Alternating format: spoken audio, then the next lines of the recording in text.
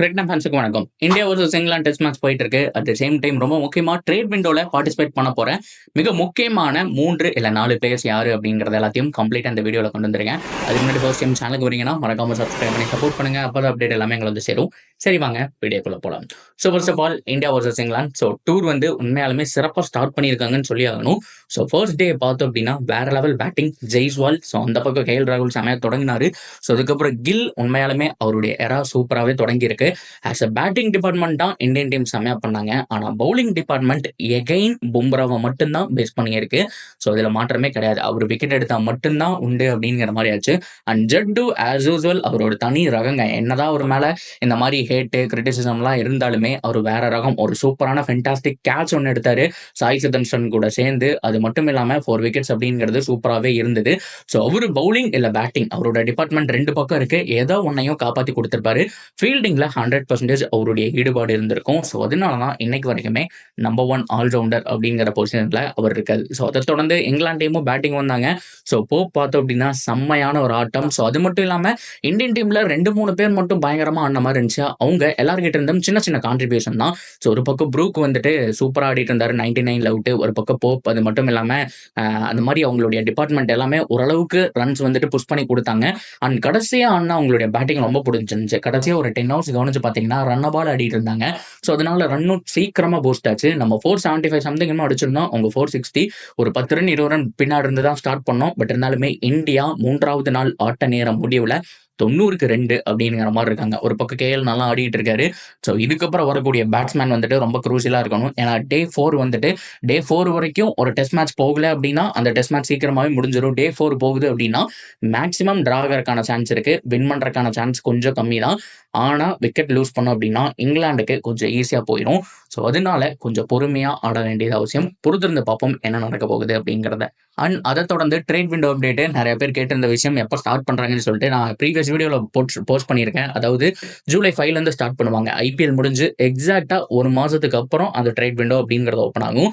So அதுக்கப்புறம் நீங்க management கிட்ட பேசி இப்போ சிஎஸ்கே ஆர்ஆர்லேருந்து சஞ்சு சாம்சனை வாங்குறாங்க அப்படின்னா ஆர்ஆர் கிட்ட பேசி அவங்கள வந்துட்டு கன்வின்ஸ் பண்ணி அவங்களுக்கு ஓகே சாம்சனுக்கு ஓகே அப்படின்னா நீங்க எப்ப வேணாலும் அந்த வந்துட்டு பிளேயர்ஸ் வந்துட்டு சைன் பண்ணதுக்கு அப்புறம் நீங்க வந்துட்டு அந்த போஸ்ட் அப்படிங்கிறத போட்டுக்கலாம்.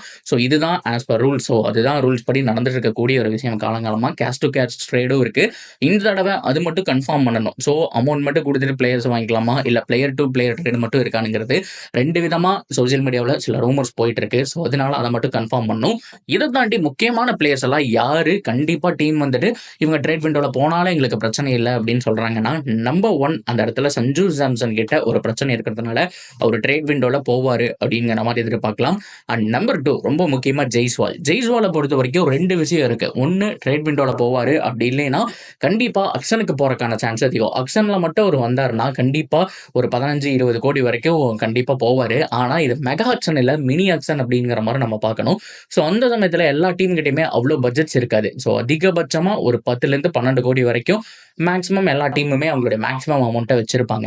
ஆனா இந்த இடத்துல அவரு ஒரு டீமுக்கு போறாருன்னு வச்சுக்கலாமே. அதாவது ட்ரேட் விண்டோல அவர் வந்தாரு அப்படின்னா ஒரு டீம் 20 கோடி கொடுத்து கூட அவர் வாங்குறதுக்கான சான்ஸ் அப்படிங்கிறது இருக்கு. ஸோ அந்த வகையில பார்க்கும்போது எனக்கு தெரிஞ்சு அக்ஷன் போகாம ட்ரேட் விண்டோ தான் போவாரு. இதுவே மெகா அக்ஷனா இருந்தா கண்டிப்பா அக்ஷன் போயிருப்பாரு. ஏன்னா எந்த டீம் எடுத்தாலுமே அவர் பிக் பிரைஸ் கொடுத்ததை எடுத்தாகணும். குறைஞ்சபட்சம் 20 கோடியாவது கொடுத்து எடுத்தாகணும். அந்த அளவுக்கு அவருடைய ஒர்த் இருக்கு. 3D ஃபார்மேட்ல சூப்பரா ஆடிட்டு இருக்காரு. ஐபிஎல்லையும் கன்சிஸ்டன்டா அந்த 500 ரன்கள் அப்படிங்கறத வந்து அடிச்சு கொடுத்துட்டு இருக்காரு. சூப்பர் பிளேயர், அதுல மாற்றமே கிடையாது. ஸோ அப்படி பார்க்கும்போது மெகா அக்ஷனா இருந்த கதையே வேற. ஆனா இந்த தடவை எல்லாருமே பர்ஸ் அமௌண்ட் கம்மியா வச்சிருக்கிறதுனால சீக்கிரமாவே அவர் போகணும் அப்படிங்கிற மாதிரி எதிர்பார்த்தாரா ட்ரேட் விண்டோல அவரும் ஒரு ஆப்ஷன். நம்பர் 3 ரொம்ப முக்கியமா வெங்கடேஷ் ஐயர். ஸோ போன தடவை எஸ் அவர் கொஞ்சம் எக்ஸ்பென்சிவ் தான். அவங்களோட ஃபேமிலியே சொல்லியிருந்தாங்க. ரீசன்ட் இன்டர்வியூல கூட என்னை எடுத்தது கொஞ்சம் அதிக காஸ்ட்னு நான் நினைக்கிறேன். ஸோ அதுக்கு இன்னும் 2-3 தரமான பிளேயர்ஸை வந்துட்டு எடுத்திருக்கலாம்ங்கிற மாதிரி தான் அவர் பேசியிருந்தாரு. பட் இருந்தாலுமே அவருடைய ஃபார்ம் வந்து கொஞ்சம் கேள்விக்குறிங்கிறத தாண்டி அவருடைய பொசிஷன் ஆடக்கூடிய பொசிஷன் வந்துட்டு கேள்விக்குறி. ஸோ ஒரு நம்பர் 3 அண்ட் ஓப்பனிங் இந்த டிபார்ட்மெண்ட்ல ஆனால் இன்னுமே சூப்பராக ஆடக்கூடிய ஒரு பிளேயர் தான். அவருக்கு நிறைய டைம் கிடைக்கும். பவர் பிளே யூட்டிலைஸ் பண்ணுவார். பவர் ஹிட்டர் வேற. ஸோ பொறுமையாகவும் ரொட்டேட் பண்ணவும் தெரியும். ஸோ இந்த மாதிரி பயங்கர டேலண்ட் இருக்கு. ஸோ அவருடைய பொசிஷன் அதுதான் கேள்விக்குறி. அவர் ஆடுற பொசிஷன் மட்டும் எந்த டீமுக்கு தேவையோ அந்த டீமுக்கு வந்துட்டு ட்ரேட் விண்டோல எடுத்தாங்க அப்படின்னா இன்னும் சூப்பராக இருக்கக்கூடிய ஒரு விஷயமா இருக்கு. இதை தாண்டி இன்னும் 2-3 பிளேயர்ஸுடைய நேம் அப்படிங்கிறத வந்துட்டு அடிபட்டுட்டு தான் இருக்கு. ஸோ மற்ற டீம் எல்லாம் ட்ரேட் விண்டோல விட போறாங்க. ஒரு சிம்ரன் ஹெட்மயர் ட்ரேட் விண்டோக்கு வராரு அப்படிங்கிற மாதிரி பேசிட்டு இருக்காங்க. ஆர்சிபி கண்ணு வச்சுட்டு இருப்பாங்கன்னு சொன்னோம். ஏன்னா ஹெட்மயரை பொறுத்த வரைக்கும் ஆர்ஆர் பண்ண மிகப்பெரிய தப்பு அதுதான். அவர வந்துட்டு ரீட்டெயின் பண்ண தப்பில்ல. அவர ஹையஸ்ட் பிரைஸ்க்கு ரீட்டெயின் பண்ணி, அவருடைய பெர்ஃபார்மன்ஸும் இந்த சீசன் ஃபுல்லா புவரா இருக்கு. ஸோ, அது மட்டும் இல்லாம பெரிய லீக்ல எங்கேயுமே அவர் வந்துட்டு பெர்ஃபார்ம் பண்ணல. லாஸ்ட் 2 இயர்ஸாவே ஃபார்ம் கேள்விக்குறி அப்படின்னுங்கும்போது, அவரு ட்ரேட் விண்டோல வந்தாங்க அப்படின்னா, ஆர்சிபி லியாம் லிவிங்ஸ்டனுக்கு பதிலா ஒரு லெஃப்ட் ஹேண்டர் அப்படிங்கிற முறையில ட்ரை பண்றதுக்கான சான்ஸ் ஹைலி பாசிபிள். ஸோ, இதெல்லாம் நடக்குமா அப்படிங்கிறத பொறுத்து வந்து பார்க்கணும். அஃபீஷியலா ஜூலை 5 ஸ்டார்ட் ஆகுதுங்க. அதுக்கப்புறம் எந்த டீம் யார வாங்குறாங்கங்கிற அப்டேட் சரமாரியா வந்துட்டு இருக்கும்.